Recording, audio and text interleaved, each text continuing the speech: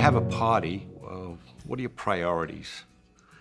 Welcome back to Radical and Relevant, where each day together with lots of people around the country and around the world, we reflect on the gospel.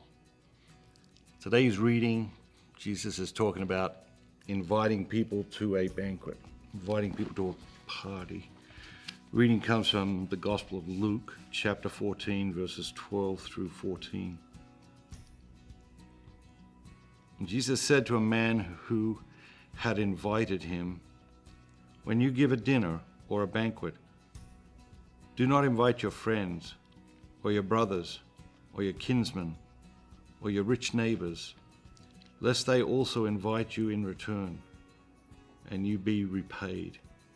But when you give a feast, invite the poor, the maimed, the lame, the blind, and you will be blessed, because they cannot repay you. You will be repaid at the resurrection of the just." So what jumps out at you today? For me, there's a few things. We come together each day and we reflect on the gospel, and from the beginning, we called this series Radical and Relevant, because I wanted to demonstrate that the gospel is radical. It does continuously seek to turn our lives upside down in a really good way. Turn our lives right side up is actually what it turns out to be. And also to demonstrate that 2,000 years later, the Gospels, the life and teachings of Jesus, are as relevant today as ever before, because they deal with the fundamentals of the human condition. They deal with the fundamentals of man's relationship with his neighbor, man and woman's relationship with their neighbors, and it deals with the fundamentals of the relationship between humanity and God. Today's reading, if you take it in a fundamentalist sense, is very, very, very radical. Like, I've never invited strangers into my home for a dinner. The blind, the maimed, the this, the that, or even just strangers who aren't all of those things.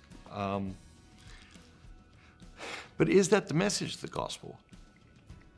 It's a parable. Jesus is trying to teach us something. What is he trying to teach us? Well, I think he makes that very clear. I think he says, if you invite all your friends, they'll invite you back.